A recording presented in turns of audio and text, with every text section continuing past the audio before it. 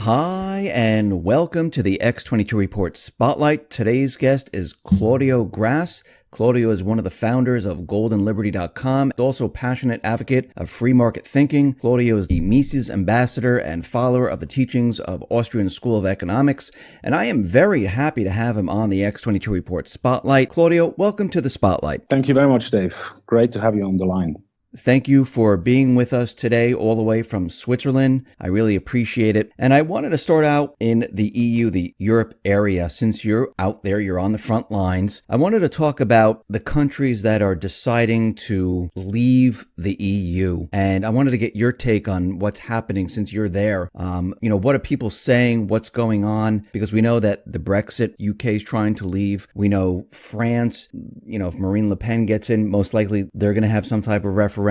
Germany, they might be looking at it. Italy, yes, they might be looking at it. What's your take on what's going on in Europe? Well, basically what can be said is, that I have the feeling that the European Union is falling apart. I mean, it's just a matter of time until they will break up. I don't know if the Union will break up before the Euro is breaking up, because that's, the euro is really, it's the most artificial currency backed up by really nothing. And now what we are witnessing over here in Europe is really that the people are standing up, that they are questioning if the EU is really the peace project which has been sold to them. And I think, the last few years, the development, how the public perception has changed, especially when it comes to the establishment and also the media. That's what we are witnessing right now, is a debate having about fake news. It's astonishing. But when you look at Europe, we really have a migration crisis over here, and at the same time, a lot of people realize that it seems to be enforced, even by their own government. And this is leading to problems. And now I think the people are really standing up, because at the same time the real economy is going nowhere. It's since 2008. Basically they just printed money out of nothing, and they spiked up certain asset bubbles like real estate and of course the stock market and government debt in general. But most of the people, they realize that since 20 years they don't earn enough to compensate for the inflation, and that certain assets are rising much higher in prices than their savings and so on. So it's and they also realize that if we stay on the same track, then it's not going in that direction that a lot of people believe is the right one. But also our politicians, they are, of course, statists. They love centralized government, because centralized government also means at the end of the day, a lot of power. And Lord Acton, I think he said, absolute, power corrupts, and absolute power corrupts absolutely. And so you will find that always on that side, which basically believes that they have the wisdom and that they are, smart enough to tell other people the way they have to think, what they are allowed to eat or what they're allowed to drink. And so that they believe they know exactly what other people can make happy. And I think these are the people running the political system. So Therefore, in Switzerland, the opposite is that the sovereign are still the Swiss people, and we are not a centralized nation. Switzerland consists of 26 different states.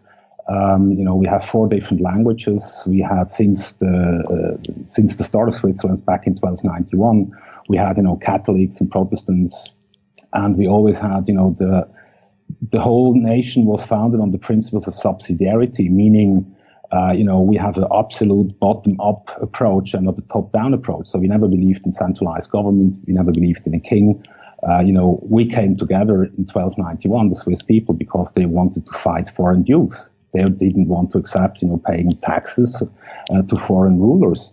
And that's the whole story of Switzerland. And that's still in the genes of the Swiss people. So we even today, I mean, we have 7 presidents. We don't only have one. And so these 7 presidents, they are the executive board, and everyone is responsible for a certain part of the state.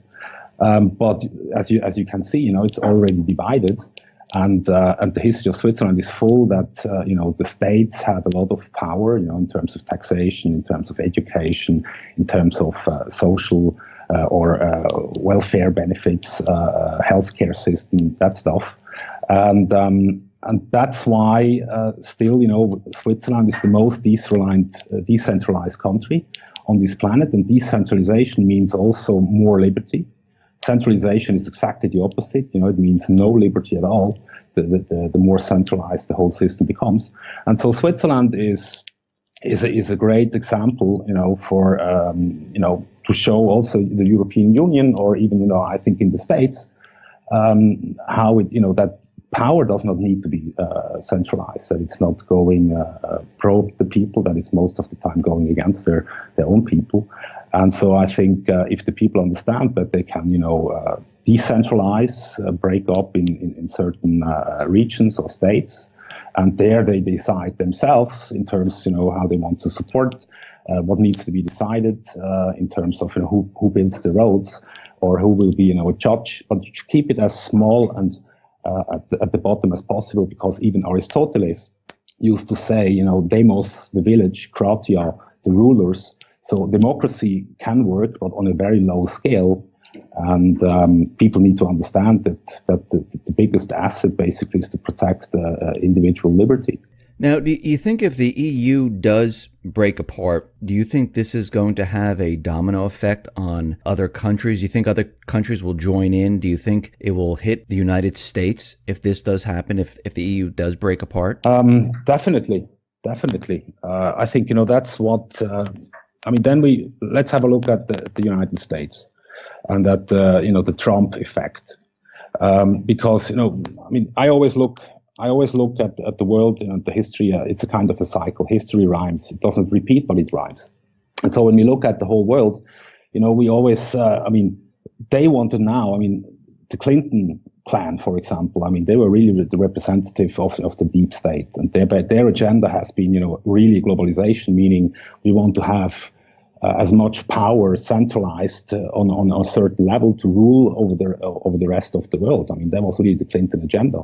And now, of course, with Trump, he's going exactly against that strategy. He's returning back, going away from globalization towards more nationalism again, or putting the nation first. And I think that's why when the eurozone is falling apart, it definitely will have an impact on the United States. The whole system, which can only be kept alive as long as the centralization goes further. But this trend has been broken now. So and that's why even over here in Europe, you only hear thousand times a day you hear how bad Trump is and what he did wrong again and what he said there and that he was lying there. And it's amazing. It's really amazing how the media, and I think that's the great stuff about fake news. It's really an act of enlightenment, because people are starting to question, the news media. They don't believe in that stuff any longer. A lot of people are standing up, and that's why you can also see that the whole newspaper, the mass media, they're losing a lot of readers, they're losing a lot of viewers, and much more people, they basically use the internet and google.com, to find out what's really behind a certain topic, which is now maybe spread all over the news media again. So, George Orwell said once, the most effective way to destroy people is to deny and obliterate their own understanding of their history. And I think when people, that's the sheer ignorance when it comes to history. People don't have a clue about their own history. And but if they would know more about history, they would also see certain patterns which you have seen already in the past, and they would also realize that fake news basically is something which has started 100 years ago at least, with Edward Bernays, who invented he wrote the book Propaganda, and he was the nephew of Sigmund Freud, and he basically became, the advisor of Wilson, how to lead, the United States into World War One. I mean, and afterwards he joined, big multinational corporations, and he also convinced the women that they should start smoking because that makes them more independent from men and so on. I mean, propaganda is, history is full of propaganda. We can even look at certain wars.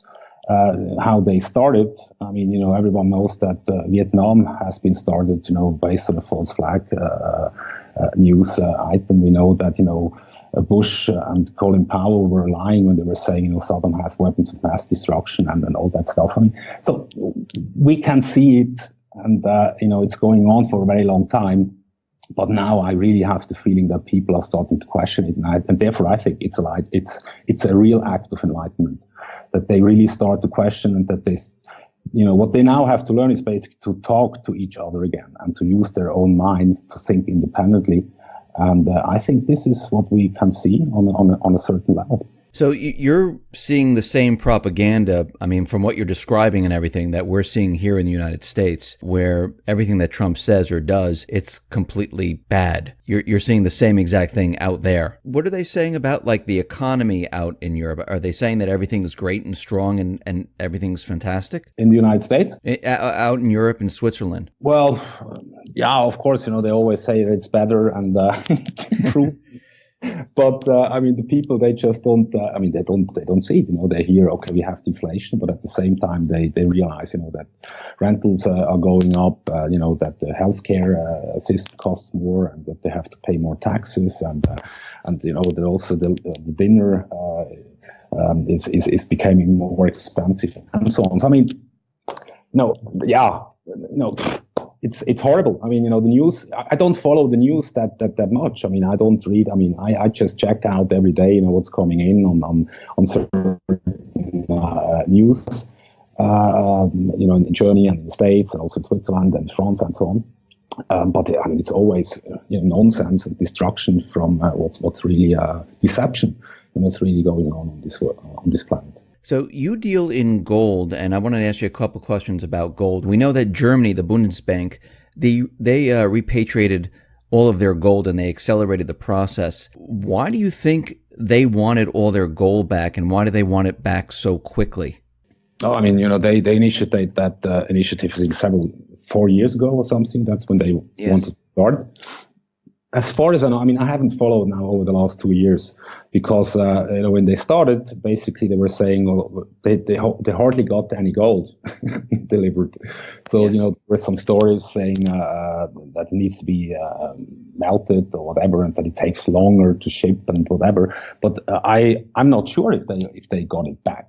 Here in the United States, we continually talk about manipulation. When you look at gold, do you see manipulation like we see manipulation?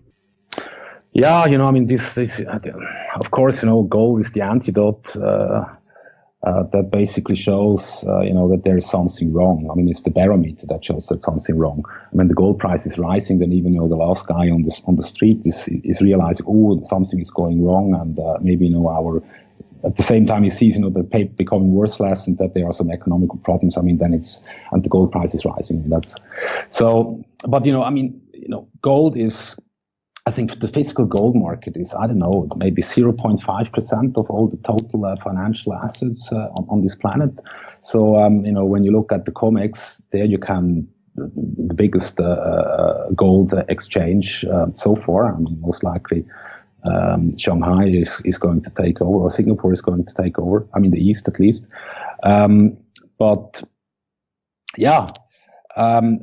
So, COMEX had, I think, 500 paper claims per physical ounce ready deliverable at the COMEX. So you can always speculate. And this whole system, we are in, it's based on, a lot of, a lot of paper, a lot of credit, a lot of debt. And as long as you don't want to have, a physical, if you don't want to have the gold physically, then you're just, playing around in the paper market. Do you think the gold price should be much higher at this point? I think, when you can look at gold, for example, when you compare it with the size of the debt of the United States, just the funded debt, the official one, 20 trillions, then you have always seen me look at it, over the last 30, 40 years or 50 years, it always was in correlation. So the gold price was rising with the more debt the Americans, the government added to it. And right now that price is lower than it should be. So there is, so it's a bit, it seems to be a bit oppressed, but I'm sure, that it's going to close the gap again. And gold is, I don't see gold as a trading vehicle, to be honest. I really see gold, especially in the days we are in, it's your insurance. It's nothing else than your insurance. And at the same time, today it also should be clear that you can even save in gold. If you have, even today, if you have some money left and you're saying, okay, that's something for my kids or that's for my pension, I put it on the side. So what do you want to buy? You want to keep it in cash, knowing that cash is depreciating because they are just printing like madness. So, then you have stocks. When you look at the stock market, maybe you don't understand what you're doing exactly. And, the stock market is extremely high. There is a lot of uncertainty. We have a Eurozone banking crisis, a luring one. And then you have, Trump also in the United States. He wants to do a lot of stuff. He wants to build new roads, reconstruction of the whole infrastructure. But then he wants to have a great army and he wants to invest money in there and he wants to cut down taxes. So, how is he going to finance the whole stuff? Basically has to print it. That's right. $1 trillion, I think he wants to borrow. I think, if he wants to do, yeah. So, at the end of the day, it doesn't matter. But even if you have now some money left and you're saying, okay, it's maybe I need it in 10 or in 20 or 30 times. If you buy gold, you will be the most happy person with that pension fund. That's for sure. Or I say, right now with all the environment and when we are seeing, how the world has changed within the last 2 years, especially. I think, what we are witnessing, this AfD, in Germany, which is going against the establishment. And we have Brexit. We have Le Pen, which might be, as you mentioned before, or Italy, or we have the Netherlands who want to leave, or at least there are forces that want to get out of the euro, and so on. And then we have Trump. In the United States, which, the whole world was told Trump is never going to win, and he finally made it. Yes. So, it just shows there is a lot of movement, there is a lot of uncertainty. We had 2008, it stood at 140 trillion credit. Today we are standing at 200, maybe most likely a bit more. So, nothing has changed. We are just keeping a system alive that is taking away our freedom and liberty, that is depreciating our money, and that is driving us into more and more debt. And we are losing, the government is taking over more responsibilities. He will increase his security apparatus, trying to gain more power. And at the end of the day, he can confiscate, whatever he wants. And I think we are really in a transition period, the next 2-3 years, where we will see a lot of governments trying to steal as much as possible from their, at the end of the day, the middle class is left in certain countries at least. Once the middle class is also destroyed, then you are really impoverished. And then, but as I said, when I see all that stuff, what's going on today, that really gives me a lot of faith. I really believe it's something good that the people are standing up. I hope that they stay, that it will be peaceful. I think that's because war, if it ends up in civil war and all that stuff, then it's just a repetition. And, we even might end up with another government which has just a different face. But because it was born also by, just shooting the others and not trying to, at least, then secede is a much better option. Or trying, to debate. Look the United States, when I see what's happening on these campuses, at these universities, when I see the people going mad and nuts because of Trump, and that's really horrible. They have been bred they have been taught that kind of stuff at the government forced education system, and children are indoctrinated since they are 6 years old. to learn, that the government is there and taking care of them, and that it's the nanny state. And so, yeah, I mean, this is it's horrible to see the millenniums, or the elder ones a little bit, that they're not even want to debate a different opinion, that they feel offended and going nuts and needed safe spaces and all that kind of stuff. I mean, this is really sick, to be very bluntly, put it very bluntly. Yes, I mean, we do see this. We see that, this has nothing really to do with Trump. It looks like it's just a movement to get Trump. That's really what it's all about, because the establishment, you could see through in France, in Germany, they're in Italy, they're fighting the people that are in power. And the people in power, they don't want to give up their power. They don't want to give up their control. So they'll use every type of dirty trick, every type of method they possibly can to keep their position. And we can see what just happened to Marine Le Pen. They took away her immunity because she posted some pictures on her Twitter feed, so she can be sued now. We see out in Germany, Angela Merkel, she is, censoring news that doesn't go along with her narrative. So we can see that they're trying all these different things. And of course, they're bringing up Russia and cyber attacks and on the election system, that they're trying to manipulate that. And we can see this is what they're trying to do, because they don't want to give up their power. Now, do you think it's too late for everyone rising up right now and saying, we want our system back? Do you think we waited too long? Overall, I mean, it's never too late. And people always have an alternative. Also, when we heard, by the governments over the last few years that there is no alternative, that this is the only way to go. No, I mean, I think it's never too late. I mean, I don't know.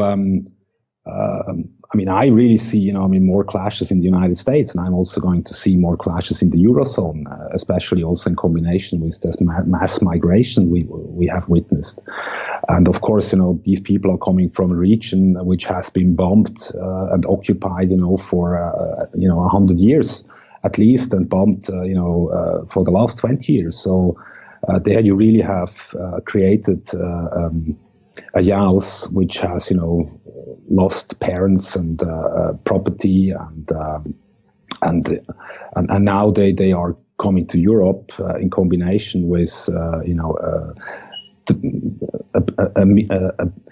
Islam, which has been promoted especially by the Wahhabis and the Salafists and the Muslim Brothers. So basically, political Islam, and they have, that's pretty extreme.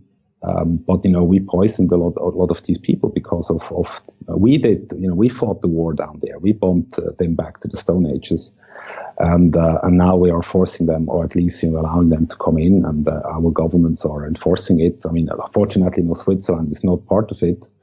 We still have our borders under control.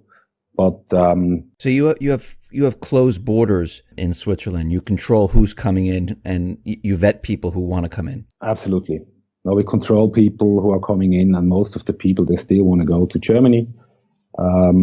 That's the promised land, but they don't want to come to Switzerland. Of course, we also have some refugees. I mean, don't get me wrong. I mean, I really, I lived 2 years in the Middle East, so I also lived in Syria, in Damascus, for 1.5 years.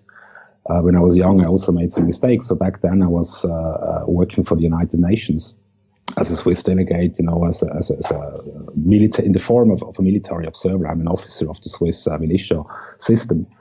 And so I met down there, I saw the whole region. I was traveling, in Syria, Jordan, Lebanon, Egypt. So I have a lot of friends down there, and I met really great people. But of course, it's a completely different culture. And that's the beauty of our planet, that we have different cultures, in different regions. But if we try to mix that stuff all together in massive scale, which happened now in the last few years, I mean, then it's never coming to a good end. I wanted to ask you about the economy. Going back to 2008, do you think we've recovered? Do you think the global economy has recovered since 2008? Has anything changed since 2008? Well, the whole situation became worse. I mean, it hasn't changed at all. Okay, I mean, the governments, they can always produce their own statistics. And when I look at the United States, for example, everywhere you hear they have an unemployment rate of now below 5%. When you look at the shadow stats, which is using the same calculation method as back in the 1980s, I think they are standing at 25%. So, you still have more than 40 million Americans on food stamps, for example. And also in Europe, also in Switzerland, the biggest job creator became the government itself. So, they are hiring people, they pay them. Okay, in Switzerland, to be honest, in the past, the bankers used to have the highest salaries, but now basically they are number two behind the government employees. So the government employees are making more than the bankers now? Absolutely. They are number one. That's the number one income. Now it's really insane. So, but of course, so you can, they took on more debt. They basically created jobs. Look at the States, all the TSA agents and Homeland Security and all that. It's just amazing, So that's job creating based on government funding. And so maybe you bring down, the unemployment rate. But look at, this system it's already a centralized system, and now it's centralizing even further. And that means that you can witness that when it comes to people moving, from Africa and the Middle East into Europe, or that you see certain currencies are going away. Even the euro. I mean, if the euro is going to face collapse, there will be a big move, most likely, than in the US dollar, because how do you want to have a lot of capital position somewhere? So it might spike up, to a dollar strength for a short period of time, but afterwards, everything is falling apart. We haven't created more jobs. What we have done, basically, we just added more debt. Do you see a crisis coming?